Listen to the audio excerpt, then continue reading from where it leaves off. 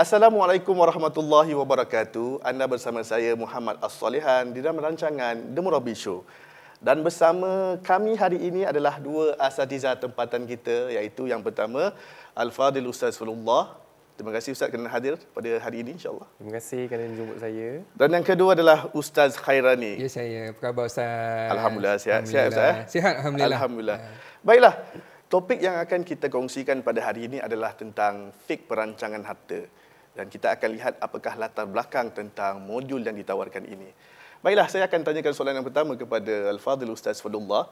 Ustaz, mungkin Ustaz boleh berikan perkongsian sedikit gambaran tentang apakah modul tentang fik perancangan harta ini? Apakah yang bakal diambil manfaat oleh para peserta? Terima kasih Ustaz Salihan. Sebenarnya modul ni apa yang menarik tentang modul ini adalah peserta-peserta dapat gambaran yang menyeluruh dan sempurna mengenai pengurusan kewangan dalam Islam. Dan apa yang lebih menarik tentang isu-isu kontemporari, isu-isu semasa dan juga kes-kes study dan juga fatwa yang turut juga terbabit dalam pengurusan atau fikir pengurusan harta ini sebenarnya. Jadi peserta juga dapat belajari bahawa dalam pengurusan harta ni sebenarnya dia bertahap. Jadi dia mula dengan tahap pengumpulan harta tu dulu. Lepas tu baru tahap tentang macam mana kita nak jaga harta kita, kira wealth protection. Lepas tu baru penyucian harta. Kan, jadi bila dah sampai nisab tu, for example, macam gitu, penyucian harta. Dan akhir sekali bagaimana kita nak salurkan harta kita kepada kita punya family members lah. Kepada kita punya ahli-ahli keluarga, terutama sekali selepas pemilihan kita lah, insya-Allah. Masya-Allah. Kalau saya boleh tambah Ustaz Fadullah, biasanya kalau masyarakat kita bila kita sebut tentang perancangan harta, biasa yang difikirkan adalah faraid. Tapi betul. Dalam modul ni kita bukan bincangkan tentang faraid sahaja. Tapi dalam modul ni saya rasa yang paling penting yang dapat dipelajari oleh para peserta adalah ada banyak lagi cara yang boleh digunakan oleh para peserta untuk mengagihkan harta mereka kepada ahli waris ataupun kepada sesiapa sahaja yang mereka inginkan bila mana mereka telah meninggal dunia nanti. Itu yang paling penting bagi saya. Sangat menariklah topik ni. Masya-Allah. Baiklah. Ia membawa saya kepada soalan yang seterusnya Ustaz Khairani. Bila kita bercakap tentang cara-cara untuk menguruskan harta, mengapakah Ustaz merasakan bahawa perancangan dan pengurusan harta sangat penting, lebih-lebih lagi dengan kehidupan kita, konteks kita di Singapura, dan bagaimana ia memberikan kesan di dalam kehidupan kita? Kalau kita tengokkan, kalau kita ambil dari sudut agama dululah, kita ambil dari sudut turath, saya teringat ada hadis daripada Nabi SAW yang bermaksud lebih kurang pelajarilah ilmu faraid kerana dia merupakan sebahagian daripada agama dan dia merupakan separuh daripada ilmu dan dia merupakan ilmu yang pertama yang akan diangkat daripada umatku. Lebih kurang begitulah maksud hadis tersebut. Jadi itu menunjukkan kepada kita berkenaan dengan perancangan harta ni, dia sebenarnya merupakan satu perkara yang ditekankan dalam agama Islam. Dan kenapa dia menjadi sangat penting, lebih-lebih lagi dalam kehidupan kita di Singapura. Pertama, kita lihat usia kita katakan kita punya expectancy life expectancy.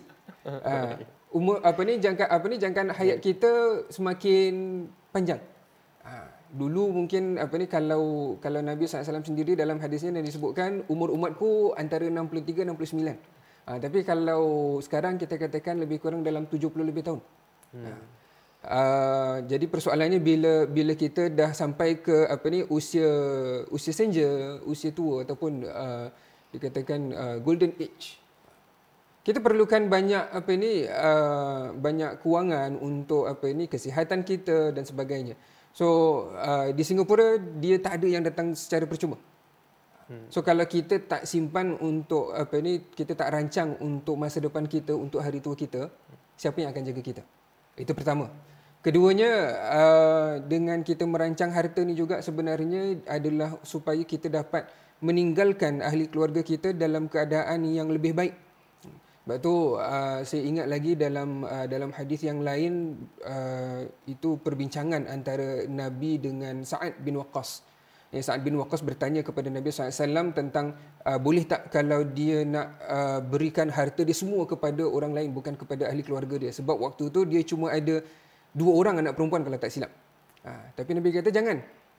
Akhirnya dalam hadis tersebut di hujung tu Nabi sebutkan, kalau engkau tinggalkan ahli keluarga engkau dalam keadaan yang mereka berkecukupan, itu lebih baik daripada engkau tinggalkan mereka dalam keadaan mereka meminta-minta kepada orang lain. Jadi perancangan harta ni dia bukan sekadar untuk kita di usia tua, tapi sebenarnya juga adalah untuk menjamin kehidupan keluarga kita setelah kita tiada. Masya Allah. Jadi satu topik yang sangat menarik, bagaimana kita melihat keindahan Islam itu bukan saja memelihara ataupun menitik beratkan hal individu, tetapi melihat keseluruhan masyarakat, terutama ahli keluarga. Betul. Selepas kematian si waris, kalau saya boleh sebutkan. Betul. Okey. Tadi Ustaz Khairani ada berkongsikan kepada kita bagaimana perancangan harta itu bukan sahaja ketika kita masih hidup, tetapi ia memberikan kesan dalam kehidupan kepada ahli waris kita. Dan ia membawa saya kepada soalan yang seterusnya, iaitu kepada Ustaz Fadlullah, mengapakah perancangan harta itu penting buat hari tua? Terima kasih Ustaz Solihan. Masya Allah, menarik sangat soalan tu. Tadi Ustaz Khairani telah pun memberikan kita betapa Rasulullah SAW menitik beratkan tentang meninggalkan harta kan, ketika setelah kita tiada lah kepada ahli waris kita. Ia lebih baik kalau kita tinggalkan mereka dalam keadaan yang bercukupan Ustaz, daripada kita tinggalkan mereka dalam keadaan yang susah, lepas tu mereka meminta-minta kepada yang lain. Jadi kalau kita tengok dalam kehidupan kita yang agak semuanya kena bayar Ustaz Khairani, Ustaz Salihan, kan kita punya healthcare pun makin lama makin naik, insurans kita medical pun makin naik dan sebagainya. Dan kita pun salah satu perkara yang pasti dalam dunia ni adalah kita tak boleh memastikan bahawa anak-anak kita dapat menjamin atau dapat menyara kita dalam hari tua kita. Okay. Sebabnya apa? Kalau kita tengok, alhamdulillah Allah telah berikan kita banyak nikmat. Nikmat yang paling besar adalah memberikan kecukupan dalam rezeki kita. Tetapi tak semestinya bila kita tua nanti anak kita dapat menyara kita. Kan, sebab rezeki anak kita kan dengan keluarga kita yang lain berbeza-beza. Jadi kita selaku langkah berjaga-jaga juga, okey. Kan kita pun perlu untuk simpan harta kita untuk hari tua kita, sebab kita pun tak tahu hari tua kita ni kita dapat bekerja, teruskan pekerjaan ke tidak. Walaupun kita tahu ilmu ataupun umur penyaraan sekarang ataupun kita panggil apa? Retirement age. Sekarang dah makin meningkat kan, sebab life expectancy pun dah makin naik kan, jangka hayat kita pun dah makin naik. Jadi ia lebih memerlukan kita untuk merancang harta kita sampai dapat kita bersara lebih daripada umur penyaraan untuk pekerjaan kita tu. Jadi satu benda yang kita harus ketahui juga, rezeki anak kita kan adalah berbeza dengan rezeki kita, dan kemungkinan kita tidak boleh mengharapkan anak kita dapat membantu kita sepenuhnya apabila kita tiba hari tua kita nantilah. InsyaAllah. Masya-Allah. Terima kasih Ustaz Khairani dan Ustaz Fadlullah apabila berkongsikan tentang instrumen-instrumen yang ada di dalam Islam tentang bagaimana cara membahagikan harta. Ia melihat kepada permasalahan yang berbeza-beza, membuatkan kita mempunyai pilihan dalam menggunakan apakah instrumen yang terbaik dalam membagikan harta. Saya rasa isu-isu seperti anak angkat, isu-isu anak luar nikah akan dapat diselesaikan dengan cara baik seandainya masyarakat memahami instrumen-instrumen yang ada di dalam Islam ini. Terima kasih Ustaz Khairani dan Ustaz Fadlullah di atas pengkongsian yang sangat menarik dan ilmu-ilmu yang insya-Allah dapat kita manfaatkan bersama. InsyaAllah. Untuk mengetahui lebih lanjut tentang modul yang ditawarkan iaitu Fik Perancangan Harta, anda boleh melunsuri laman learnislam.sg untuk mendaftarkan diri dan mendalami lebih lanjut tentang Fik Perancangan Harta di dalam Islam.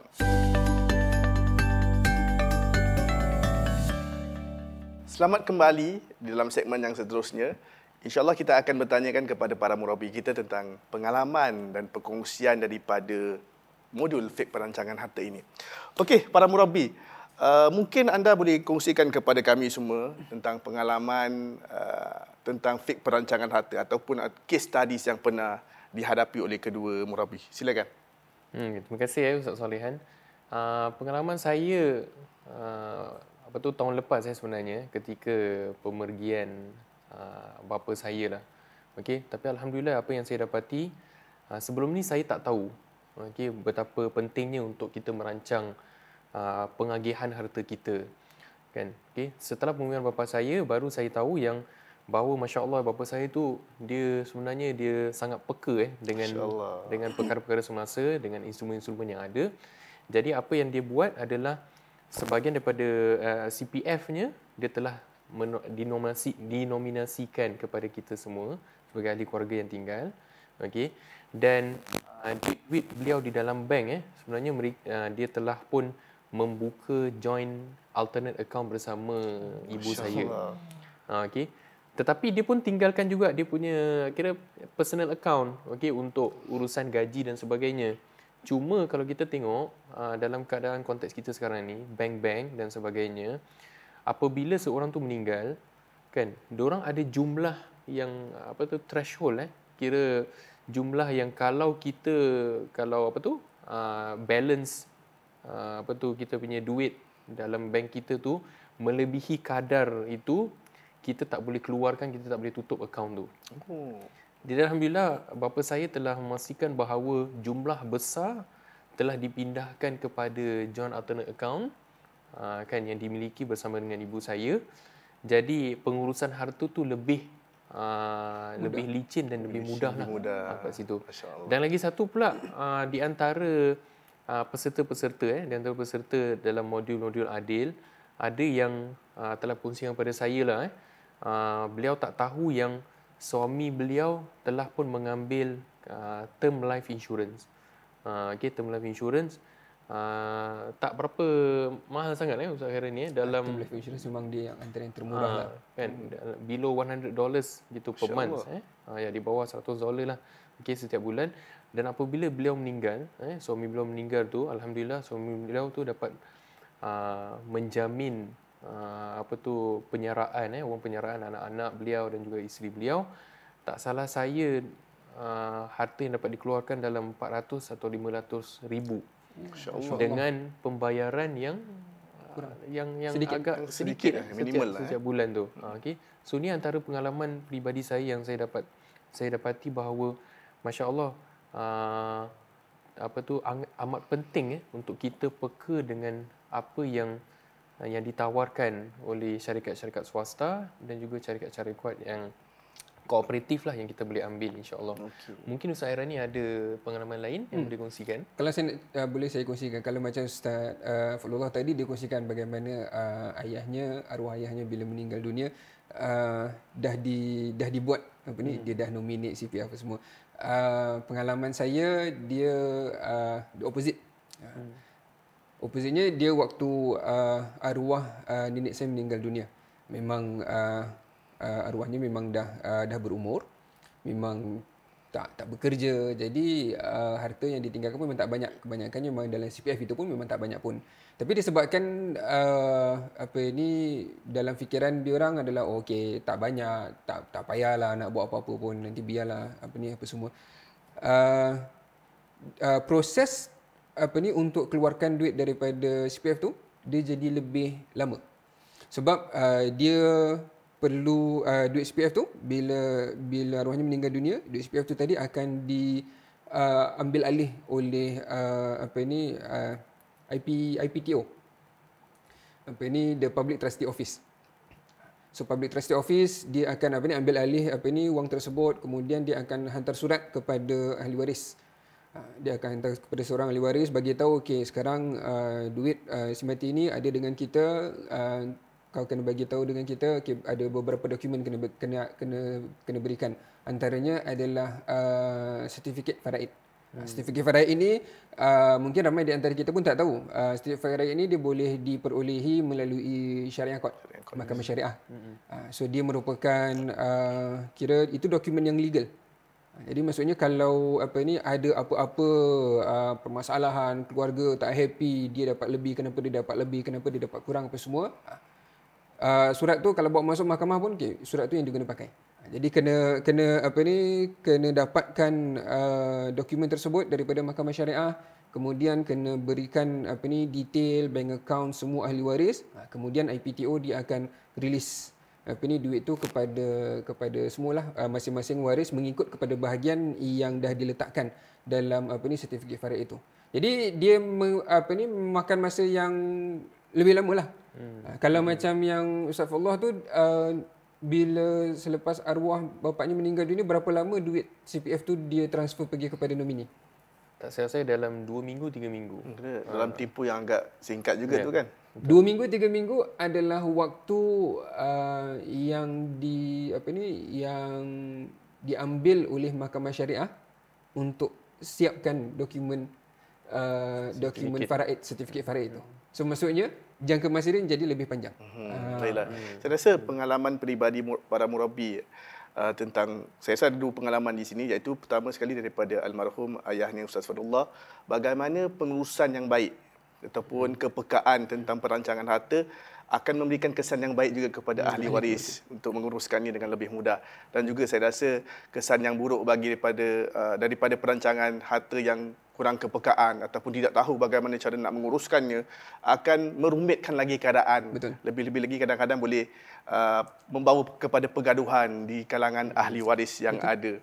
Baiklah Ustaz, mungkin Ustaz boleh kongsikan yang terakhir kepada kami pengalaman ataupun nasihat peribadi daripada para murabbi, bagaimana cara untuk menguruskan harta dengan baik, ataupun contoh kita boleh katakan seperti bagaimana cara kita berjimat cermat dengan adanya apps membeli barangan online yang ada. Kadang-kadang kita memang suka nak beli 10 sale, 11 sale Ustaz.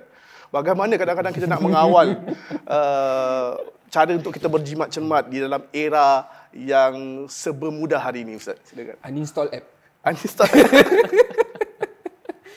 Saya sukalah Ustaz, 10, 11 benda yang tak penting pun saya beli. Asal sale saya beli. Itulah, buang telefon tu. Buang telefon. Buang telefon tu senang. Okey, mungkin saya rasa itu insya-Allah daripada pengamatan kita ataupun ilmu-ilmu yang bakal kita raikan dapat kita menjadi muslim yang lebih baik dalam menguruskan harta kita. Okey, last Ustaz. Mungkin apakah rujukan ataupun panduan yang ada untuk masyarakat mengetahui lebih lanjut tentang pengurusan harta ataupun nasihat-nasihat tentang merancang dan menguruskan harta-harta mereka?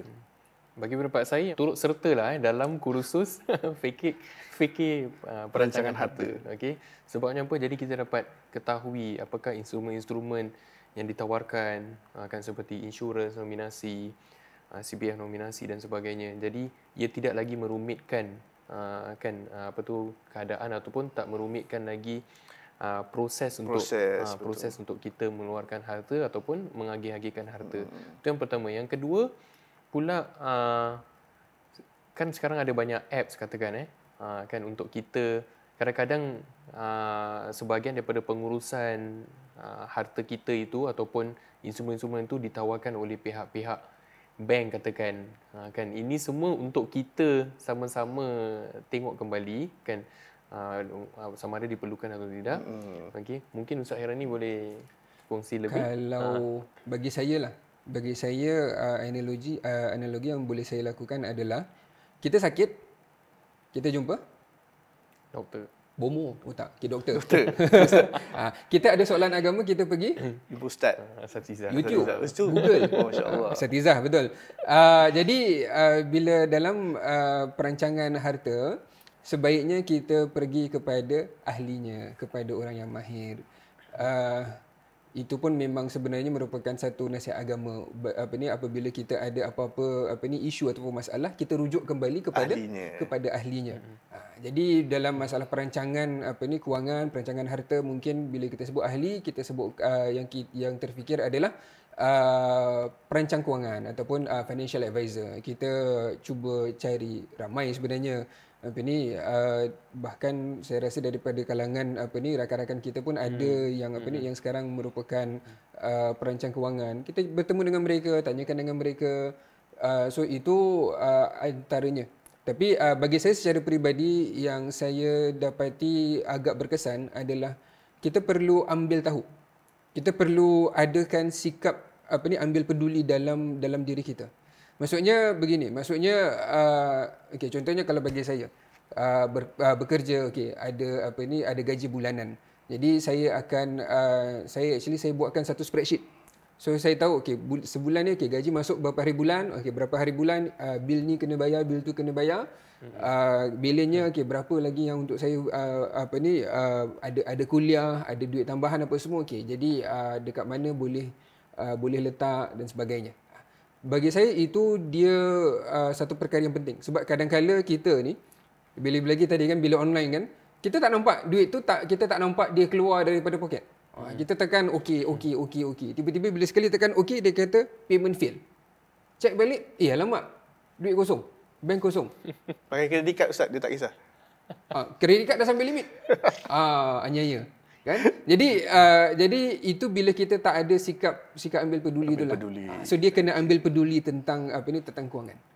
Kita kena ada that sense of responsibility. Kita kita ambil tahu tentang kewangan kita. Kita jangan katakan orang selalu kata apa? Tak apalah ni semua biar biar isteri je lah tahu, kita tak payah tahu. Kita tahu pakai. Jangan. Kita nak kena ambil tahu, kita nak tahu ke mana duit kita pergi. Sebab dari situ pun kita boleh tahu okey, dekat mana kita boros, macam mana kita boleh jimat lebih, macam mana kita boleh ketepikan wang lebih. Betul. Baik. Terima kasih Ustaz. Saya rasa bila kita cakap pasal bagaimana cara nak menguruskan harta, langkah pertama adalah kepedulian kita tentang harta yang kita ada dan bagaimana nak menguruskannya, itu kita perlu pelajari. Terima kasih di atas perkongsian dan pengalaman peribadi daripada Murabi. Moga ia memberikan kesedaran kepada para penonton untuk lebih berjimat cermat dan menguruskan harta dengan lebih baik. Baiklah para penonton, jika anda ingin mengetahui lebih lanjut tentang kursus-kursus yang ditawarkan seperti fik perancangan harta, anda boleh kunjungi laman learnislam.sg untuk mendaftarkan diri atau Facebook dan juga YouTube adil.sg untuk keterangan yang lebih lanjut.